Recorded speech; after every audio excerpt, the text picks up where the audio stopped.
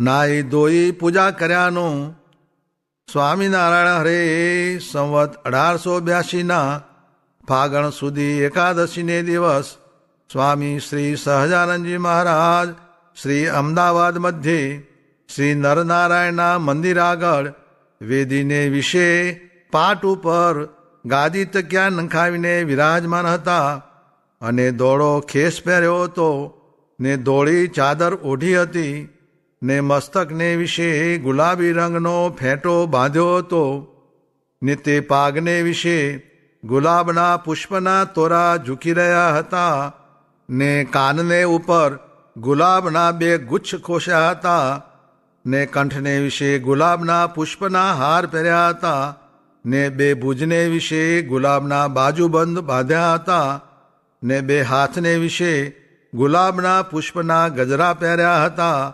એવી રીતે સર્વે અંગમાં ગુલાબના પુષ્પે ગરકાવ થયા હતા અને પોતાના મુખારવિંદની આગળ મુનિ તથા દેશ દેશના હરિભક્તની સભા ભરાઈને બેઠી હતી. પછી શ્રીજી મહારાજ સર્વે પરમહંસ પ્રત્યે બોલ્યા, જે એક પ્રશ્ન પૂછું છું, જે એક પરમેશ્વરનો ભક્ત છે તે તો જાગ્રત, સ્વપ્ન ને સુષુપ્તિ તે થકી પરવર્તે છે ને મલિન રજ, તમ ને મલિન સત્વ તેનો ત્યાગ કરીને શુદ્ધ સત્વમય વર્તે છે ને એવો થકો પરમેશ્વરને ભજે છે.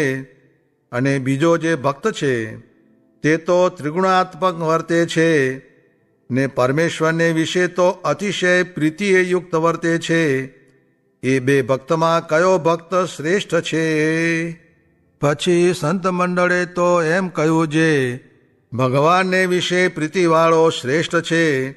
ત્યારે શ્રીજી મહારાજ બોલ્યા, જે એક તો નાહી ધોઈને પવિત્ર થઈને ભગવાનની પૂજા કરે છે અને એક તો મળમૂત્રનો ભર્યો થકો ભગવાનની પૂજા કરે છે. એ 2માં કયો શ્રેષ્ઠ છે? ત્યારે મુનિ મંડળે કહ્યું, જે પવિત્ર થઈને ભગવાનની પૂજા કરે તે શ્રેષ્ઠ છે. ત્યારે શ્રીજી મહારાજ બોલ્યા, જે માયિક ઉપાધિને તજીને ભગવાનને ભજે છે તેને તો તમે ન્યૂન કહો છો, અને જે માયિક ઉપાધિએ સહિત થકો પરમેશ્વરને વિશે પ્રીતિવાન છે તેને શ્રેષ્ઠ કહો છો. તે એ કેવી રીતે શ્રેષ્ઠ છે? પછી એ પ્રશ્નનું કોઈથી સમાધાન ન થયું. પછી શ્રીજી મહારાજ બોલ્યા, જે ગીતામાં 4 પ્રકારના ભક્ત કયા છે તેમાં જ્ઞાનીને જ ભગવાને પોતાનો આત્મા કયો છે. માટે જે માયિક ઉપાધિને તજીને બ્રહ્મરૂપ થઈને ભગવાનને ભજે તે જ ભક્ત શ્રેષ્ઠ છે. શા માટે? જે નિત્ય પ્રલય જે સુષુપ્તિ ને નિમિત્ત પ્રલય જે બ્રહ્માની સુષુપ્તિ ને પ્રાકૃત પ્રલય જે પ્રકૃતિનું કાર્ય સર્વે પ્રકૃતિને વિશે લીન થઈ જાય, અને આત્યંતિક પ્રલય જે જ્ઞાન પ્રલય તેમાં તો પ્રકૃતિ પર્યંત સર્વે બ્રહ્મના પ્રકાશને વિશે લીન થઈ જાય છે. અને નિત્ય પ્રલયમાં જીવની ઉપાધિ લીન થઈ જાય છે ને નિમિત્ત પ્રલયમાં ઈશ્વરની ઉપાધિ લીન થઈ જાય છે ને પ્રાકૃત પ્રલયમાં પુરુષની ઉપાધિ સર્વે લીન થઈ જાય છે. પણ જ્યારે સૃષ્ટિ સૃજાય છે ત્યારે એ ત્રણેયને પોત પોતાની ઉપાધિ વળગે છે. અને આત્યંતિક પ્રલય જે જ્ઞાન પ્રલય તેણે કરીને જેણે માયિક ઉપાધિનો ત્યાગ કર્યો તેને તો પાછી કોઈ કાળે માયિક ઉપાધિ વળગતી નથી. અને એ જો કોઈક કાળે દેહ ધરે તો જેમ ભગવાન સ્વતંત્ર થકા દેહ ધરે છે તેમ તે પણ સ્વતંત્ર થકો દેહ ધરે છે. પણ કાળ, કર્મ ને માયા તેને આધીન થકો દેહને નથી ધરતો. માટે બ્રહ્મરૂપ થઈને જે પરમેશ્વરને ભજે તે જ શ્રેષ્ઠ છે. અને આ વાર્તા છે તે જે પરમેશ્વરનો અનન્ય ભક્ત છે અને એકાંતિક ભક્તના લક્ષણે યુક્ત છે તેને જ સમજાય છે. ઇતિ વચનામૃતમ. એ રીતે અમદાવાદ પ્રકરણનું બીજું વચનામૃત જે તે થયું. પ્રિયવ્રતને છોકરા થયા ને આત્મારામ ભાગવત કહેવાણા. કેમ જે ભગવાનની કથા ને ભગવાનને વહાલા એવા જે સાધુ તેના સંગનો ત્યાગ ન કરતા હવા ને જનકે કહ્યું છે, મિથિલા નગરીમાં મારું કાંઈ બળતું નથી, પણ છોકરા થયા ને ગોવર્ધનભાઈને તો સાકર ને મીઠું એ બે સરખા, તો પણ છોકરા થયા, માટે ભેળા રહે તો છોકરા થાય. સ્વામિનારાયણ સ્વામીએ વાત કરી છે, આપણે કંઈક કામ સારું કર્યું હોય ને તેનું આપણને માન આવતું હોય તે સારું મોટા કહે જે આ કામ બગાડ્યું તો પણ રાજી રહેવું. કેમ જે આપણને તો પૂર્વા પર સૂઝે નહીં ને મોટા તો દીર્ઘદર્શી છે, તે તો આગળ થવાનું દેખે છે. સ્વામિનારાયણ સ્વામીએ વાત કરી છે, આ મેળિયું મળી છે ને સારું સારું ખાવા મળે છે કે માન મળે છે ઇત્યાદિક મનુષ્ય દેહનું ફળ નથી, તે તો વિમુખને પણ મળે છે. માટે મનુષ્ય દેહનું ફળ તો સારાનો સંગ ને સ્વભાવ ટળે એટલું જ છે.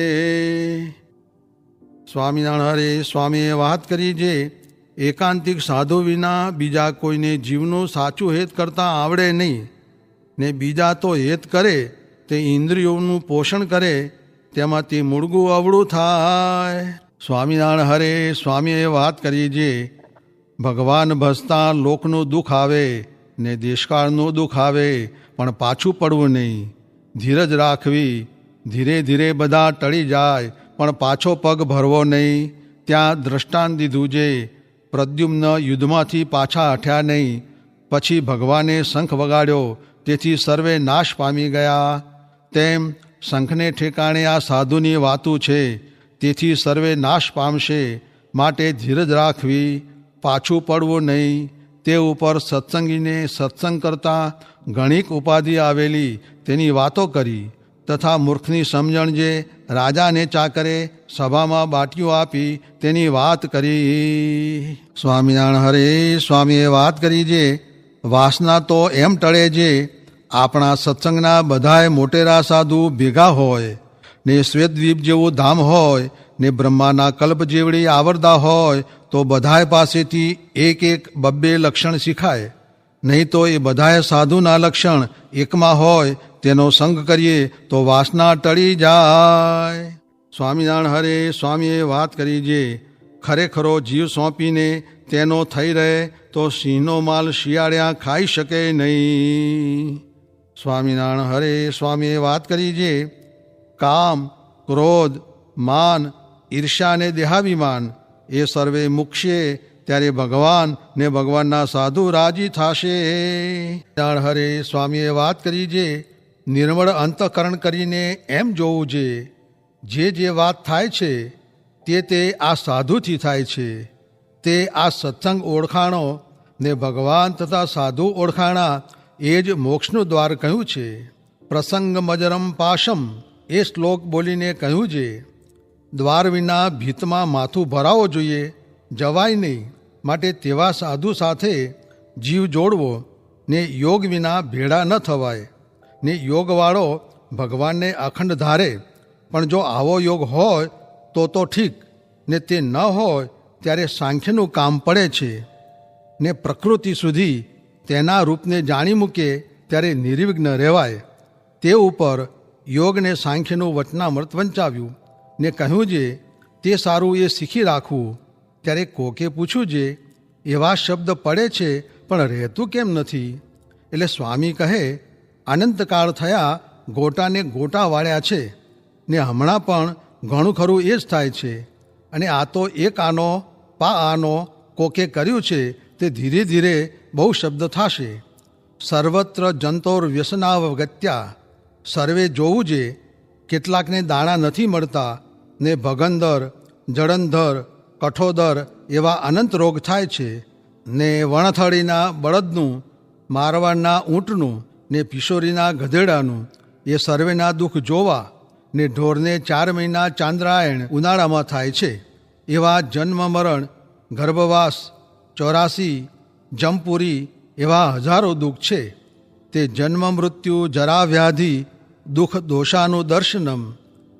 એમ જોઈને વિચારવું છે, હમણાં સારું દેહ છે માટે થોડામાં કામ કાઢી લેવું. સ્વામિનારાયણ હરે સ્વામીએ વાત કરી જે સમયે જેવી ભગવાનની મરજી હોય તે સમો વિચારવો ને તે પ્રમાણે ચાલવું ને આ સમયે જીવ પર દયા કરી તે હવેલીયું ગાડા ને બળદ એવી રીત છે. તે ભગવાનને બહુ જીવનું કલ્યાણ કરવું છે તે સારું કરીએ છીએ. નીકર વગડામાં 25 વર્ષ રહ્યા એમ એક ગોદડીભર રહેવું ને માગી ખાવું એમ રહીએ જે તે પ્રકારે રાજી કરવા છે. માટે સમો વિચારવો, જેમ કહે તેમ કરવું.